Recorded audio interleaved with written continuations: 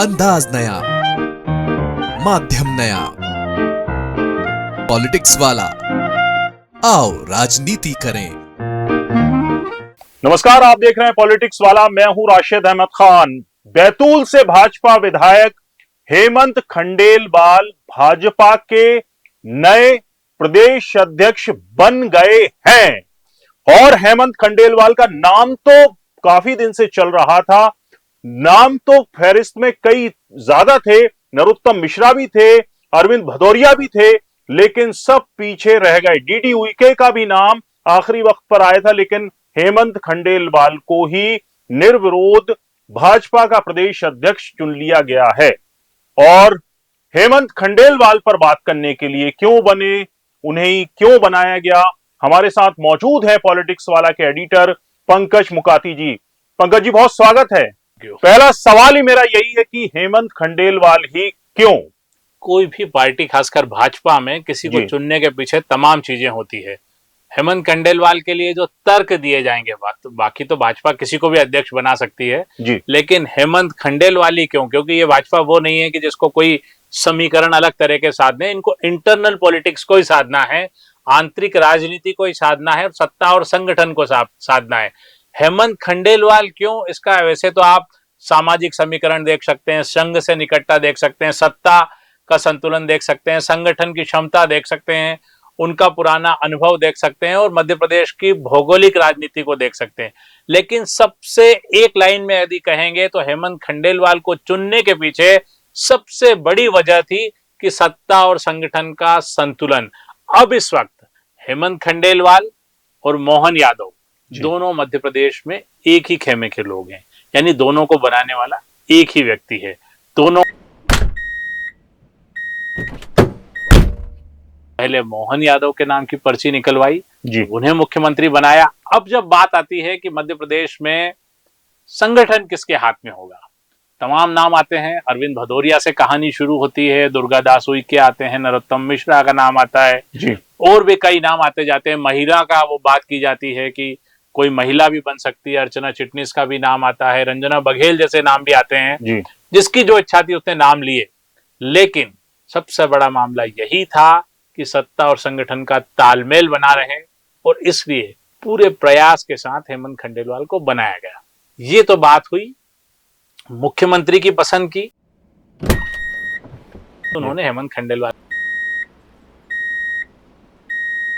खंडेलवाल ही क्यों, उसके पीछे लॉजिक क्या दिए गए, इसी कारण से इतनी देरी हुई कि हेमंत खंडेलवाल को बनाने से सत्ता संगठन कुछ लोगों के हाथ में आ जाएगा, ये भी सवाल हुआ। लेकिन दूसरा सवाल यह आया कि दोनों अलग अलग न रहते हुए एक ही आदमी के हाथ में रहने से सत्ता और संगठन की पटरी बेहतर चलेगी, मध्य प्रदेश में सत्ता भी ठीक से चलेगी और कार्यकर्ता भी संतुष्ट रहेंगे जी। अब हेमंत खंडेलवाल क्यों? संघ से निकटता एक बात जी, दूसरी बात उनकी वरिष्ठता। लेकिन इन सब से अलग हेमंत खंडेलवाल को चुनने का बड़ा कारण ये भी बताया गया, जो लॉजिक दिया गया, अंदर की बात जो बताई जाती है कि हेमंत खंडेलवाल को इसलिए चुना गया कि मध्य प्रदेश में लंबे समय से 3 दशक से किसी वेश्य को, यानी किसी वेश्य समुदाय के व्यक्ति को प्रतिनिधित्व, संगठन या सत्ता कहीं भी नहीं मिला। आप देखिए कि ओबीसी से मुख्यमंत्री हैं, पहले शिवराज सिंह चौहान थे, अब मोहन यादव है। संगठन बीडी शर्मा ने चलाया, राकेश सिंह ने चलाया, इसके पहले विक्रम वर्मा रहे, ठीक है, इन सब के पास संगठन रहा। लेकिन वैश्य समाज के आखिरी व्यक्ति जो संगठन में प्रदेश अध्यक्ष रहा वो प्यारेलाल खंडेलवाल रहे। बाकी जो लोग रहे वैश्य समाज के, तो वो केवल मंत्री तक सीमित रहे। आप कैलाश विजयवर्गीय का नाम ले सकते हैं, उमाशंकर गुप्ता का नाम ले सकते हैं, लेकिन की पोस्ट पर केवल प्यारेलाल खंडेलवाल के बाद आपको कोई नाम याद नहीं आता सत्ता या संगठन में जी। ऐसे में यह तर्क भी दिया गया कि वैश्य समुदाय भारतीय जनता पार्टी से जुड़ा हुआ है। भारतीय जनता पार्टी के शुरुआती दिनों से ये माना जाता था, आपने भी सुना होगा कि ये पार्टी ब्राह्मण और बनियों की पार्टी है। तो ये तर्क दिया गया कि भाई बनिए ही इस पार्टी में किसी पद पे नहीं रहेंगे तो कैसे नींव हिल जाएगी। ये तर्क बिल्कुल गले उतरता है ऊपर तक कि वैश्य समुदाय के किसी आदमी को बनाया जाए। तो सबसे पहली जीत जातिगत और सामाजिक समीकरण है, उसके तहत हेमंत खंडेलवाल चुन लिए जाते हैं। दूसरा एक बड़ा कारण जो राजनीतिक कारण है, देखिए मध्य प्रदेश में 165 सीटें 230 में से भारतीय जनता पार्टी के पास है, लेकिन फिर भी मालवा में उसका गढ़ है। जी मध्य क्षेत्र में जो भोपाल और आसपास का इलाका, यहाँ भी भारतीय जनता पार्टी का वोट बैंक ठीक ठाक है। ग्वालियर चंबल में भी इस चुनाव में भारतीय जनता पार्टी ने ठीक से बढ़त बनाई है और बड़े इलाके पे कब्जा किया है। जहां पे कांग्रेस जीती भी है तो हार जीत का अंतर बहुत नहीं है। अब एक इलाका महाकौशल में भी ठीक ठाक स्थिति है। सबसे बड़ी दिक्कत आती है छिंदवाड़ा वाला हिस्सा, जहां पर आज भी छिंदवाड़ा, बैतूल, हरदा, यहाँ पे कांग्रेस का वोट बैंक ठीक ठाक है। कांग्रेस मजबूत स्थिति में है। हार जीत अपनी जगह है, लेकिन वोट बैंक और लोगों का रुझान है। फिर से चीजें पलट सकती है। छिंदवाड़ा में कमलनाथ आ सकते हैं। बैतूल में भी आसान लड़ाई नहीं रहती, हर बार पलड़ा बराबरी पर रहता है। ये सब देखते हुए एक तर्क ये भी दिया गया कि उस इलाके से 2 इलाके चुने गए थे, ग्वालियर चंबल और आपका ये छिंदवाड़ा वाला बेल्ट, कि यहाँ पर कोई मजबूत नेता होना चाहिए। इन 2 इलाकों में से प्रदेश अध्यक्ष होना चाहिए इस बार, जिससे कि संगठन मजबूत होगा और पार्टी को नई सीटों पर कांग्रेस को और कमजोर करने का मौका मिलेगा। ऐसे में बैतूल से हेमंत खंडेलवाल को चुना गया कि वो उस पूरे इलाके में, छिंदवाड़ा, बैतूल, हरदा के इलाके में कांग्रेस को कमजोर करेंगे और भारतीय जनता पार्टी मजबूत होगी। अब संघ और बाकी सारे समीकरण अलग हैं, लेकिन समीकरण सत्ता संतुलन और छिंदवाड़ा और बैतूल की राजनीति ही है।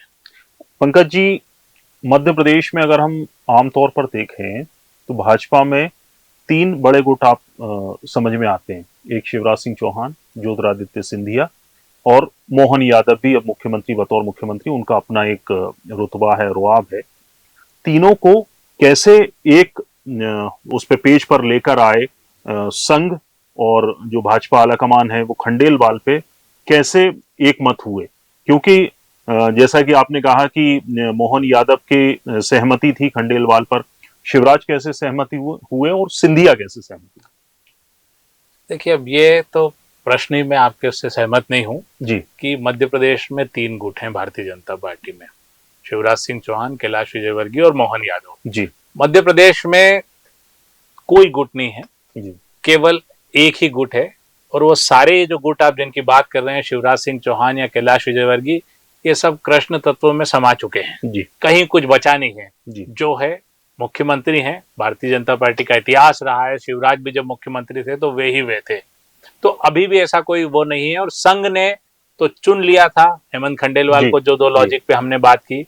बाकी 3 लोगों के साथ आने की या न आने की कोई बात नहीं थी। दोनों लोग विरोध भी कर देते, कैलाश विजयवर्गीय और शिवराज सिंह चौहान, कि हेमंत खंडेलवाल को न बनाइए तो भी कुछ नहीं होता। भाजपा में सहमति असहमति से अलग संगठन, शीर्ष नेतृत्व और संघ क्या राय रखते हैं, आने वाले 10 साल में पार्टी का भविष्य क्या होगा, इस पर काम होता है। इसलिए इन सबकी सहमति असहमति की केवल बातें की जा सकती है और मीडिया में बताया जा सकता है कि साहब शिवराज भी सहमत हो गए और कैलाश विजयवर्गीय भी सहमत हो गए और फलां भी सहमत हो गए, नरोत्तम मिश्रा भी सहमत हो गए।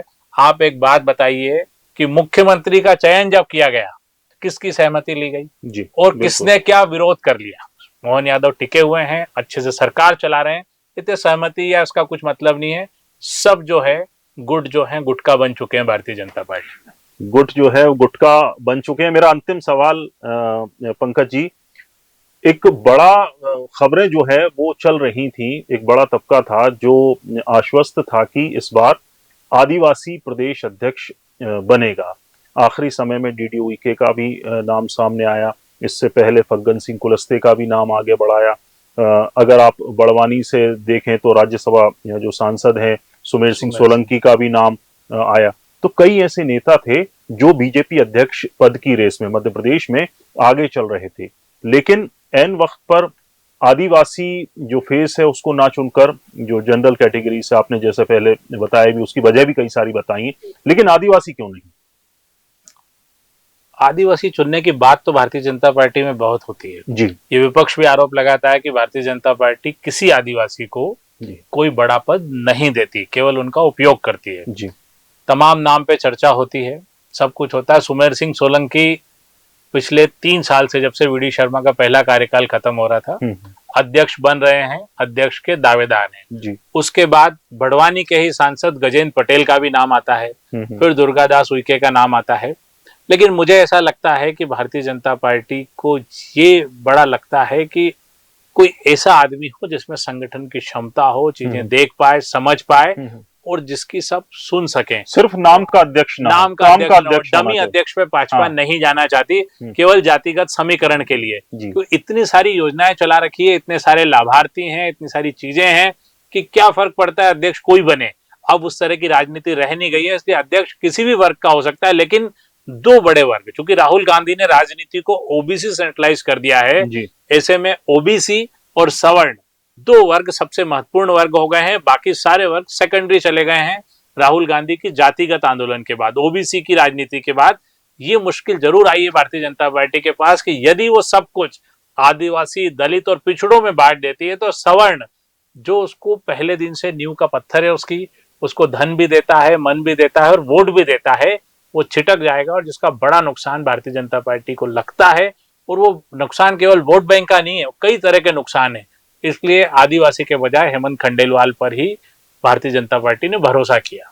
बहुत बहुत शुक्रिया पंकज जी, इतना डिटेल एनालिसिस करने के लिए और ये बताने के लिए कि जो इनसाइड स्टोरी है हेमंत खंडेलवाल को मध्य प्रदेश भाजपा अध्यक्ष बनाए जाने के पीछे की जो इनसाइड स्टोरी है, क्योंकि नाम तो कई चल रहे थे, अरविंद भदौरिया का भी चल रहा था, कांग्रेस तोड़ तोड़कर भाजपा का कुनबा बढ़ाने वाले नरोत्तम मिश्रा का भी चल रहा था, आदिवासी नेताओं का भी चल रहा था, लेकिन आखिरकार जो हमने पहले बताया था हेमंत खंडेलवाल का नाम, उसी पर मोहर लगी और बताया कि किस तरह से हेमंत खंडेलवाल को मध्य प्रदेश भाजपा का क्यों अध्यक्ष चुना गया। पूरा वीडियो देखने के लिए शुक्रिया। वीडियो पसंद आया हो तो लाइक कीजिए, शेयर कीजिए, अपनी राय भी आप कमेंट कर हमें बता सकते हैं। बहुत बहुत शुक्रिया।